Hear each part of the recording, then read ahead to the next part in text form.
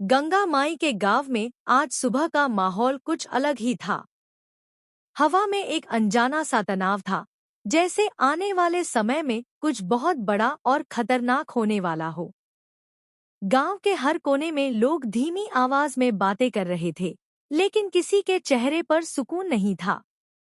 हर किसी के मन में सिर्फ एक ही सवाल घूम रहा था, क्या इस बार गंगा माई की बेटियां अपनी किस्मत को बदल पाएंगी या फिर कोई नया तूफान उनके जीवन को पूरी तरह बर्बाद कर देगा।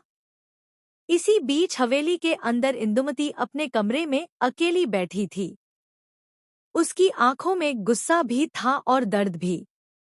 उसे लग रहा था कि अब समय आ गया है जब उसे अपने दुश्मनों को उसी की भाषा में जवाब देना होगा। इंदुमती ने धीरे धीरे अपने दिल में एक खतरनाक फैसला ले लिया था। वह अब किसी पर भरोसा नहीं करना चाहती थी, क्योंकि हर बार उसे सिर्फ धोखा ही मिला था। उसके दिमाग में सिर्फ एक ही नाम घूम रहा था, विमला। विमला, जो बाहर से तो शांत और सीधी दिखती थी, लेकिन अंदर ही अंदर वह बहुत बड़ी चालें चल रही थी। उसे पता था कि इंदुमती जल्द ही कोई बड़ा कदम उठाने वाली है, इसलिए उसने पहले ही अपनी चाल चलनी शुरू कर दी थी। विमला ने तेज प्रताप से गुपचुप मुलाकात की, जो गांव का सबसे ताकतवर और खतरनाक इंसान माना जाता था। तेज प्रताप का नाम सुनते ही लोग डर जाते थे, क्योंकि वह अपने फायदे के लिए किसी भी हद तक जा सकता था।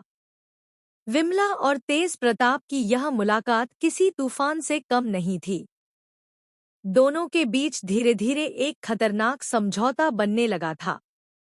विमला ने तेज प्रताप से कहा कि अगर वह इंदुमती को रोकना चाहता है तो उसे उसके खिलाफ एक बड़ा कदम उठाना होगा।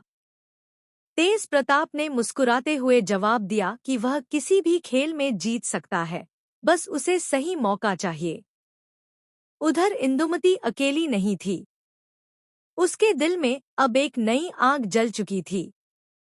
उसने फैसला कर लिया था कि वह अब अकेले नहीं लड़ेगी।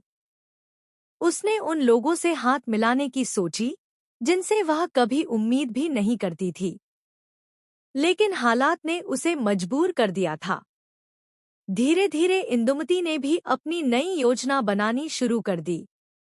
गांव के लोग अभी भी इस बात से अनजान थे कि उनके बीच कितना बड़ा खेल शुरू हो चुका है।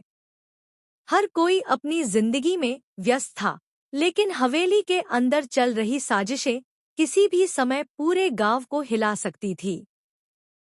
अचानक एक रात को ऐसा मोड़ आया जिसने सबको